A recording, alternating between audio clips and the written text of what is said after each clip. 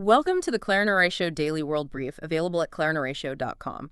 Today is July 14th, 2026. And, well, our lead story today is the rapidly expanding global radius of the U.S.-Israel war on Iran. Because what started out as this, highly localized military campaign has now just bled outward. We are looking at targeted assassination threats on European soil, new ballistic missile exchanges in the Gulf, and this really bizarre geopolitical split screen where you have open military escalation clashing directly with backdoor economic horse trading. Right. The fallout from the start of the war back in late February is taking a very specific targeted shape right now. Following the death of Ayatollah Ali Khamenei at the very start of the campaign, his son and successor, Mojtaba Khamenei, issued this formal written vow of retaliation. And we are absolutely seeing the operationalization of that threat today. Operationalization meaning hit lists, basically. Yeah. Tehran's state-aligned newspaper, Hamshari, just published digitally altered images of Western politicians in orange prison jumpsuits. We are talking about German Chancellor Friedrich Merz, U.S. President Donald Trump, French President Emmanuel Macron, and Italian Prime Minister Giorgia Meloni. The publication explicitly listed them as wanted. And they stated these leaders will, quote, pay the ultimate price. The connection for those specific leaders is airspace. Several of these European countries granted airspace permission for the military strikes on Iran. So German intelligence is, well, they are not treating this as mere state propaganda. The Federal Office for the Protection of the Constitution issued an explicit warning about Iranian intelligence utilizing what they call disposable agents. Disposable agents, meaning individuals recruited specifically for a single lone actor terror attack inside Europe, with no expectation of survival, no extraction plan. That is a terrifying shift in tactics. It's a major shift. German authorities currently estimate there are roughly 180 individuals in the country right now actively operating on behalf of the Iranian Revolutionary Guards or Iranian state intelligence. Because the Iranian security apparatus is under extreme pressure domestically, so they are redirecting their remaining operational capacity abroad to destabilize the allied nations supporting the campaign against them. And that destabilization isn't just happening in Europe. It is spilling violently outward into the broader Middle East. Yemen's Houthis, backed by Iran, have just resumed active hostilities with Saudi Arabia. That effectively ends a 4-year informal truce. They launched this massive barrage of ballistic missiles and drones at Aba International Airport in southwestern Saudi Arabia. Which then prompted the Yemeni government to claim responsibility for an initial strike on a runway in Sana'a. And their stated justification for that runway strike was to physically prevent an Iranian plane from landing a plane they said was carrying a Houthi delegation returning from Ali Khamenei's funeral. So the regional spillover is converging, and nowhere more dangerously than the Strait of Hormuz. We have an active naval blockade there that is now claiming civilian lives. A UAE-linked commercial tanker was just struck recently, killing an Indian sailor and injuring several crew members. And for you, the listener, the public consequence of this is immediate. When commercial vessels get targeted with cruise missiles, shipping risks spike, insurance premiums skyrocket, and that risk premium is exactly why your grocery bill or the cost of a tank of gas is creeping up. It translates directly to household inflation. But then we get to that bizarre split screen you mentioned earlier, because right in the middle of this public military hostility, we're seeing this sudden influx of contradictory backdoor economic deal-making. President Trump just dropped his previous threat to impose a 20% toll on commercial ships passing through the Strait of Hormuz. Dropped it in exchange for what, exactly? Yeah. Well, he replaced that proposed policy by announcing these massive, undisclosed trade and investment deals with Gulf states, claiming billions of dollars will pour into American factories. And at the exact same time, there is a highly fragile U.S.-Iran Memorandum of Understanding offering a temporary economic lifeline to Tehran. Wait, a lifeline during an active war, what does that actually look like on paper? It provides 60-day sanctions waivers allowing Iranian crude oil and refined petroleum to flow, primarily to China. And it explicitly covers the banking, shipping, and insurance transactions required to move that oil, which essentially brings Iran out of the shadow fleet economy so they can secure better market prices. Let me stop you right there to clarify what that shadow fleet actually is for the listener, because we are not talking about high-tech stealth ships here. The shadow fleet is basically aging rust bucket oil tankers that sail out into international waters, turn off their transponders to go dark, and secretly transfer crude to Chinese vessels ship to ship. So this MOU brings that illicit off-the-books trade right back into the daylight. Exactly, and it also outlines unfreezing $24 billion in Iranian assets held in international banks. On top of that, it teases this highly conditional $300 billion reconstruction fund backed by Gulf states like Qatar, Saudi Arabia, and the UAE. Okay, the mechanics of a $300 billion reconstruction fund demand some intense skepticism. How do you realistically monitor or enforce an investment fund of that scale when the parties involved are still actively firing cruise missiles at each other in the Strait of Hormuz? We have nations issuing public assassination threats while simultaneously sitting at a table negotiating 60-day sanctions waivers in private. The theory is that the implementation of the fund would be tied to strict compliance regarding Iran's nuclear ambitions and its regional funding for groups like Hezbollah. The Gulf states want long-term regional stability. They want to secure their own infrastructure, but they are highly unlikely to release those funds without verifiable behavioral changes from Tehran. Essentially, the public hostilities are being used as leverage for those private negotiations. Getting back to those public hostilities, specifically the direct assassination threats against leaders like Chancellor Merz, that forces a really hard look at Europe's internal defense readiness. If allied leaders are being targeted on their own soil, it exposes some severe institutional vulnerabilities. Very severe. I mean, following the invasion of Ukraine, Europe initiated this massive surge in military spending. Germany alone spent $114 billion on defense last year. That is a 24% increase, fueled by a constitutional amendment that removed borrowing limits for the military. The stated intent was to achieve self-sufficiency in critical weapons systems. But that capital is trapped, right? It's completely paralyzed by national protectionism, the prime example being the Franco-German Future Combat Air System, or FCAS. This was supposed to be the crown jewel of European defense collaboration, a next-generation fighter jet meant to rival U.S. and Chinese air superiority. And it was just scrapped entirely. Right. French manufacturer Dassault Aviation and Germany's Airbus Defense and Space just could not resolve their corporate disputes over intellectual property and work share. The fight was over proprietary engineering secrets, specifically flight control software and stealth engine technology. Neither the French nor the German contractors were willing to hand over their IP to a rival corporation, even under the banner of unified European defense. Which demonstrates that allied governments cannot actually compel private defense contractors to cooperate.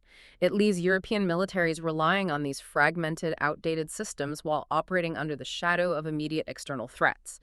And as the reality of war edges closer, we're seeing immediate civic pushback against state military demands. We are. In Germany, a new military service law took effect in January, introducing mandatory screening for young men born in 2008 or later to try and boost recruitment numbers. The response has been a sharp spike in conscientious objectors.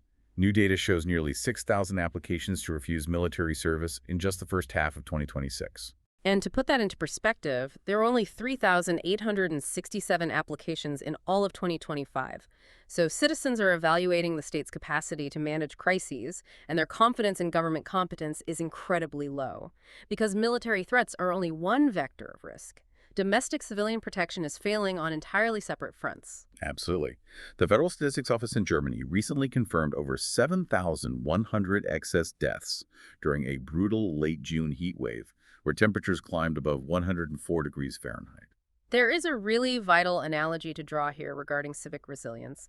We are looking at fragmented military procurement standing right next to fragmented domestic protection. If allied governments cannot navigate corporate IP disputes to build a single fighter jet, it raises severe doubts about their ability to coordinate the infrastructure needed to protect vulnerable citizens from immediate lethal climate extremes.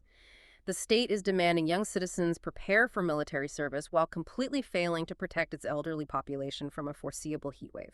For more daily briefings, brain candy explainers, and classic audiobooks, visit clarinaratio.com. While European citizens are resisting state military demands, citizens in India and the United States are actively demanding fundamental institutional accountability from their governments. In New Delhi, activist Sonam Wangchuck is on day 16 of an indefinite hunger strike. He has lost over 18 pounds. Wangchuck is protesting a massive medical entrance exam leak that compromised the futures of 2 million aspiring students. His demand is straightforward. He wants the resignation of India's education minister to establish baseline accountability. But the ruling government has completely refused to engage. They haven't sent a single delegation to the protest site despite Wangchuck's blood sugar dropping to dangerous levels. That silence is acting as an accelerant. It is sparking widespread civic outrage, transforming a protest about a localized exam leak into a national referendum on institutional corruption. Meanwhile, in the United States, this crisis of institutional accountability is playing out simultaneously in the federal courts and on local streets. In Washington, federal judge Kathleen Williams just voided President Trump's $1.8 billion settlement with the IRS. Which the executive branch originally framed as an anti-weaponization fund, purportedly designed to compensate individuals unfairly targeted by the government. But Judge Williams ruled the fund was an improper scheme designed to grant the president, his family, and his allies unprecedented immunity from tax audits. Right. This is not a standard policy change. The judge characterized the settlement as a maneuver to essentially steal billions from American taxpayers to redress personal grievances not defined in the law. She went as far as referring the involved lawyers for disciplinary action. So it effectively dismantles an attempt by the executive branch to legally shield its own wealth from established oversight mechanisms. But concurrently, federal institutions are exercising unaccountable lethal force on U.S. soil.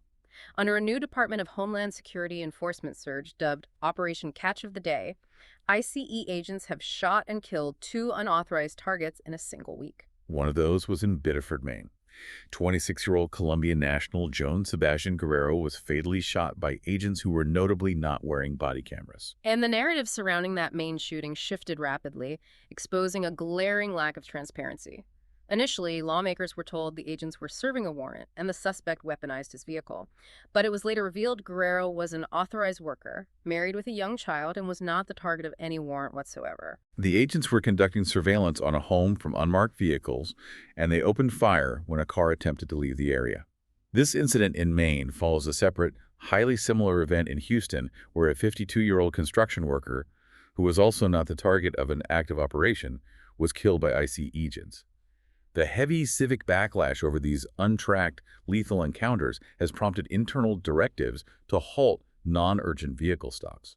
The civic stakes of these 2 U.S. stories placed side by side are deeply disturbing. You have a federal executive branch attempting to legally extract billions of taxpayer dollars to shield its own personal wealth from administrative oversight, while simultaneously deploying lethal, unrecorded force against civilians in local neighborhoods without consequence.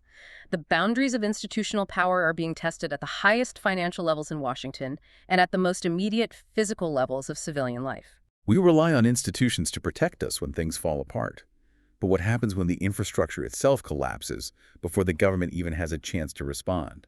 On Wednesday, twin earthquakes struck central Venezuela mere seconds apart, measuring 7.2 and 7.5 in magnitude. At least 164 people have been killed, with hundreds more injured. There is extensive structural damage reported in the capital, Caracas, and the surrounding state of La Guaira. And while Venezuela sits near tectonic plates, quakes of this magnitude are unusual for the region, and they completely lack structural seismic resilience. To understand that deficit, we really have to look at the mechanisms of resilience in other nations. Japan utilizes the Shintai-shin building codes, which mandate physical engineering like massive rubber or hydraulic shock absorbers at the base of skyscrapers. Mexico operates the SASMEX early warning network. Chile reshaped its entire national disaster policy, enforcing rigid concrete standards after the devastating 1960 Valdivia quake. But engineering harmony with tectonic movement requires decades of sustained capital investment, rigorous enforcement of building codes, and stable governance to implement these defensive measures long before the ground actually begins to shake. Venezuela lacks these structural resilience measures entirely. Which raises a sobering question regarding the human impact. How does a nation like Venezuela, already enduring years of severe economic and political isolation, manage the immediate medical triage and the long-term recovery of a massive seismic event? Without the engineered safety nets and international financial integration enjoyed by wealthier nations, the burden of survival falls entirely on a civilian population that is already deeply vulnerable. The common thread running through all the events we have covered today is structural integrity. It is the defining metric of resilience, whether we are examining the physical hull of a commercial oil tanker, navigating the volatile waters of the Strait of Hormuz, the legal boundaries containing the power of a United States presidency, or the concrete building codes holding up an apartment complex in Caracas. When immense pressure is applied, be it a cruise missile, a political maneuver, or a tectonic shift, we discover exactly where the cracks have always been. Thank you for listening to the Claire Show Daily World Brief. For more daily briefings and classic audiobooks, visit clarinhoratio.com. As you go through your day, consider the structures you rely on. Are they engineered to absorb the shock, or are they simply waiting for the pressure to expose the fractures?